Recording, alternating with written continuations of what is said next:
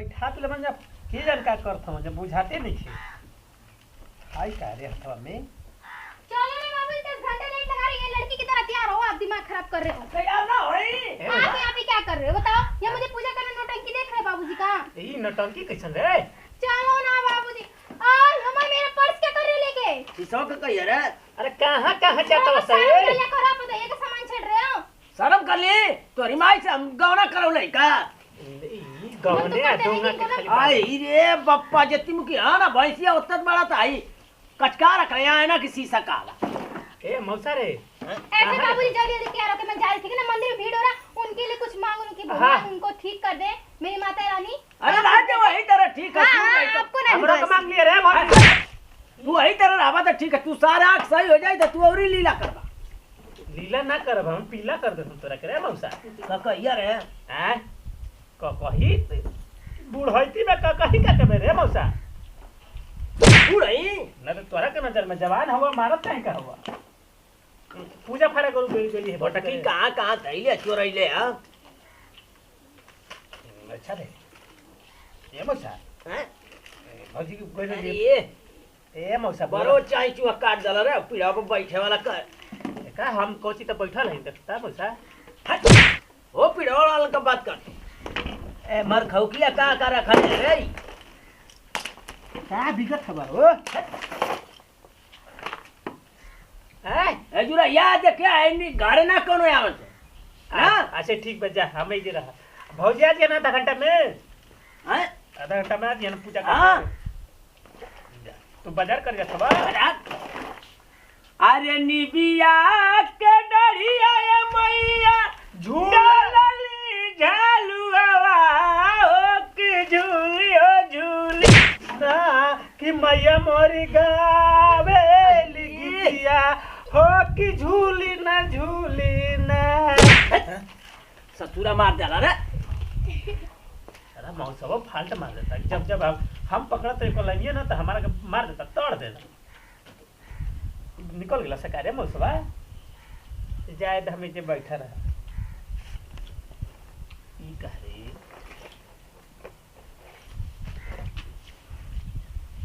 ई मन साला कम कता कैसे तब पफाउली है रे का कुछ छीट छाट के कोई बा का मौसम हमार लगता है और ये मत ई सारा कह रे हाय कह रे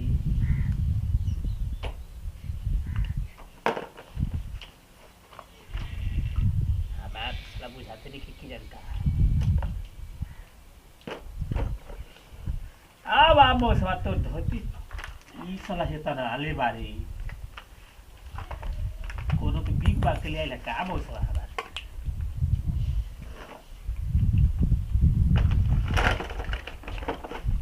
सरवा मौसम या आ मौसम भौजी ले कहब कि भौजी के समन्वय जाना था हमरा लगत था सारा पता नहीं के जनका बाटे एमे रखल आई का रे फोफिया मिठाई का आयो माई का तवर टूटल रे है तेरा के सामान हमार भाड़ में जा हम चलनी के हम मौसा कला हई जे देखत रहिए नी बुगो के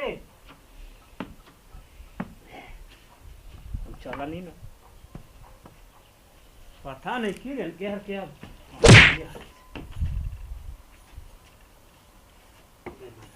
ये मौसा उस कहत मन या मटिया रख ले हां ये का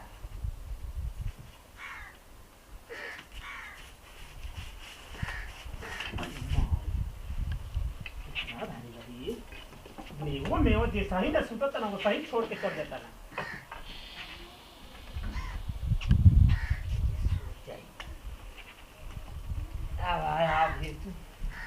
जय हो माता जी माँ कालिकता वाली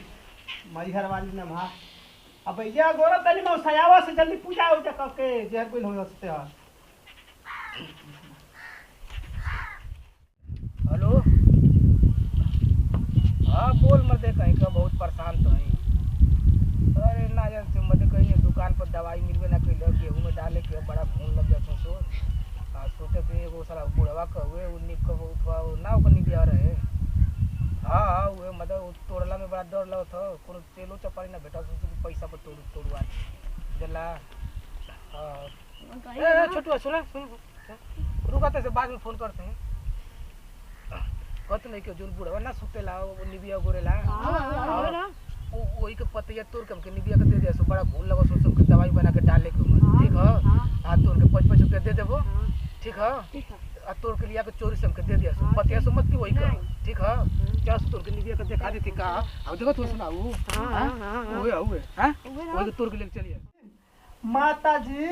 रानी जी हमार अखिया नजरिया दे कि लौके लगे कि पूरा दुनिया देख ले अलख निरंजन माँ भगवती हर हर महादेव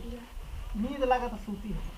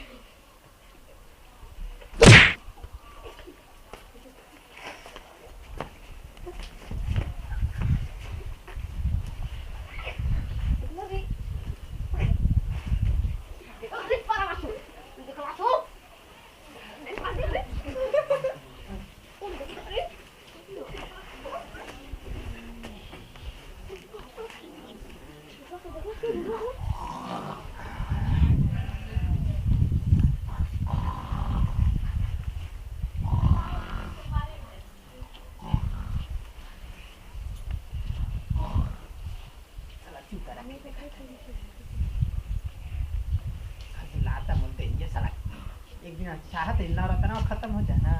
निगिया तोड़ के मुझ घास नहीं ऊपर से नीचे लगे के हरो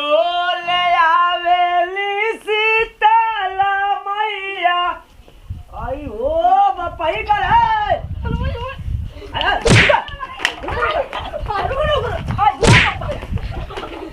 आई हो भाई आई रे पापा आई भाई ये भाई आई हो भाई आई रे पूरा आई रे पापा आई हो आई हो पापा आई रे पतो आई रे माई अरे मौसा रे ए माता की भैंसिया आई रे और मारा धरे पापा आई आजा आई रे ये मन अरे पकड़ा लवा ई मई आई रे पापा पकड़ाया लवा आई हो पापा आई हो भाई आई रे पापा हम ना आई रे तू आई रे पापा तो मौसा आई रे भाई मौसा हवे आई हैं कौन है तोड़ दे रे पतो ये मार गई का आई हो माई अरे कौन सारा कह आके हल्ला के लहरे गोरिया पा क्यों रहा रे आई हो तो आई रहा काले की निम का पता ही मत तोरा बैठ सकता अच्छा कहो का नींद तो तरला वसा सुनवा हां बोलो सा कना घर का अरे देखा साला के मंगरुआ के लेके बना ना जरा धर के नवरात्र में ना निम तोरा जला कौन बजला लड़ा तो का हैं कले लगा देखा हेलो बगा के अरे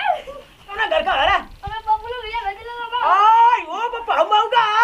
मौगा पराठा तो हमारी जिंदगी का लगा अरे पकड़ा ये पापा आई हो माय आई हो अरे बाबा आई ये भागल का रे हां भाग गेले का धैले रहनी ओकर का पूरा पैसा ले लेला का रे सारा लुंगी पहले रहला सका हो ले ले पैसा कर बे इतना रवा सारा निम का पता या कुछ तो लेला सब बेबारा और काले हम के मारत हवा ए साला बाबूसाला हितवा काहे मारत रे मार का उलाट देला ससुर हमारे अनजाना में साला कौन रहला सा का करला वसा ए मौसा अरे 5-7 को ससुरा चूटा नहीं हल्ला पट गेला मुआ दहा सो हजुदार दहा सो नवरात्र में आवत न सारे नींद तो बात सोनान के मारे के चाहिए तो हमारे को उलाट देला ससुर मार के हम लोहनी के मरनी है तो के कहां मरनी नोतिया लेके भाग गइला सोका रे धोतियो लेके भागिला सा आय होता तो भाला से कहा भाई मार भगवान बाबूजी इतना भीड़ था मंदिर में ना परेशान होगी तेरे भीड़ में अरे मार गइलू काहे मंदिरवा में ए बहनी ए दल लेके चल गए सुन्नी बिया का पता ही तो कौन उनन के ना ससुरा का आया ना देखत ना ही कच्चा आप नाम बताना बाबूजी एक बारी में ना हिला दियो उसको पकड़ के ना तो फिर बोल अरे मोबाइल का दो गलावा का लइका रहा कौन था पता उसको ऐसे मारूंगी ऐसे मारूंगी बता अहिरे मार खाऊ किया बता देना ठीक है जरूर गाछी नहीं खेला पत्नी बिया मेरे मौसा ये उठा ते आई हमारे खाले मार ई सरता वाला निहन मौसा मार काय खावे रे हुड़का निहन मार आराम से आ बाबूजी खाना निकालो जल्दी हां आओ तोर खाना मार में आ जा मार मार दिया अनरा करे ना खाई का दिया जा चलो आओ ए आई दूरा किदा वापी मेरे खाली नाक के ऊपर गुस्सा रहता है 24 घंटे आ नीचे कहां से नीचे रे नीचे उतरोगे पहाड़ में जो चढ़े हो चलो अंदर खाना निकाल दो अरे ये पेटवा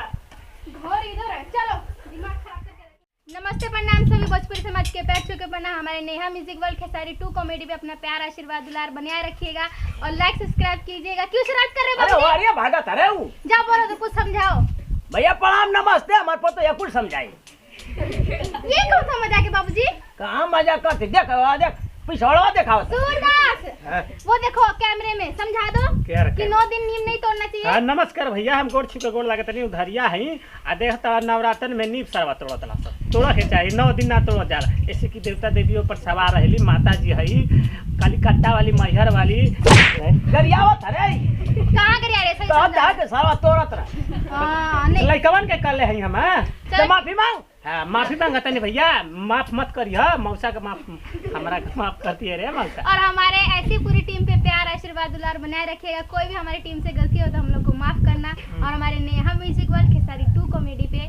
लाइक सब्सक्राइब कीजिएगा खेसारी हाँ। डिजिटल वर्ल्ड है हाँ और प्रीति म्यूजिक वर्ल्ड है हाँ, और अब का घुरेठन कॉमेडी हाँ, और अब री संजू फिल्मास चलो बस करो हो गया अगली वीडियो में पूरा हम लोग गांव का ठिका ले ले हवा नहीं बगीचा के लेल बन ठीक है ऐसा हाँ, नहीं भैया, मैं जा रही हूँ, प्रणाम, आप लोग बोलो आई ओ नमस्ते माय प्रणाम भैया वो का कुछ दे जा रे कुछ पोखरा में कूदे जात हो यहाँ हट हट ससुर नीब का पता ही तोड़वा देला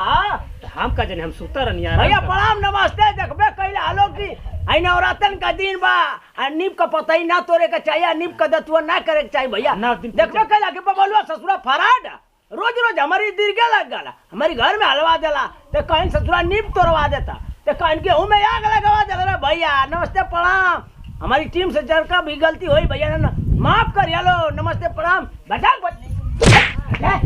हम क्या पकड़ता बोल के मार तो तबला दे